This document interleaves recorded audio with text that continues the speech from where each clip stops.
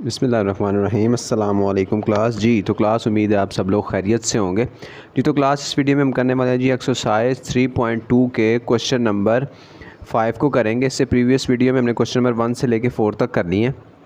तो इसमें हम क्वेश्चन नंबर 5 की तरफ चलते हैं। क्वेश्चन नंबर 5 में वो कह रहा है जी let u is equal to ABCDEFGHIJ। उसने u का सेट दिया हमें, उसके बाद उसने a का सेट दिया हमें ABCDG और H, उसके बाद b का सेट दिया है जी CDEFJ। ये 3 सेट हो गए। उसके बाद उसने हमें कहा जी कि verified D Morgan's law for these sets, कि हमने इन सेट्स का डी मॉर्गन्स लॉ वेरीफाई करना है। डी मॉर्गन्स लॉ आपने 8th क्लास में भी पढ़ा होगा, तो ये सेम वैसे ही है, इसमें कोई इतना डिफरेंट है नहीं है। उसके बाद उसने कहा जी ड्रॉ वेन डायग्राम, और हमने उसकी वेन डायग्राम भी बनानी है। अब बेसिकली हमने ना उसको डी मॉर्गन्स लॉ वेरीफाई करके देना है।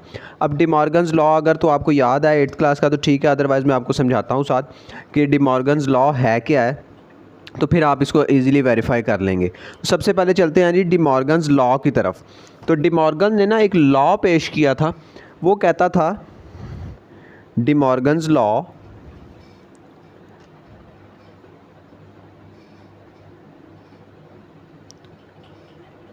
वो कह रहा था जी कि उसने बेसिकली 2 लॉ पेश किए थे। एक था फर्स्ट वाला, उसमें था वो कह रहा था जी A यूनियन B का होल कॉम्प्लीमेंट, ये साइन कॉम्प्लीमेंट का होता है, इसको C भी लिख सकते हैं आप, इस तरह लाइन भी लगा सकते हैं। A यूनियन B का whole complement is equal to A complement intersection B complement.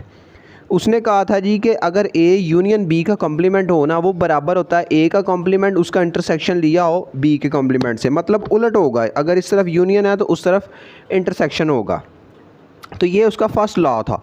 उसके बाद सेकंड उसने कहा जी कि A इंटरसेक्शन B का होल कॉम्प्लीमेंट, यहाँ पे यूनियन का था होल कॉम्प्लीमेंट था ना, यहाँ पे वो कह रहा है जी इंटरसेक्शन का होल कॉम्प्लीमेंट जो है ना is equal to A complement. अब यहाँ पे अगर यहाँ इंटरसेक्शन है तो यहाँ पे यूनियन आ जाएगा, साइन उलट आएगा, एक तरफ इंटरसेक्शन होगा तो दूसरी तरफ यूनिवर्सल होगा। तो A intersection U B intersection, ये बेसिकली डी मॉर्गन्स लॉ था। ये डी मॉर्गन ने लॉ पेश किया था कि अगर एक साइड A यूनियन B का कॉम्प्लीमेंट लें होल का, तो A complement intersection B complement के बराबर होगा, और अगर A इंटरसेक्शन B का होल कॉम्प्लीमेंट लें तो वो A complement union B complement के बराबर होगा। इसमें उसने जो है ना हमें बस ये वेरीफाई करने के लिए कहा कि हमने ये वाले सेट्स को इस्तेमाल करते हुए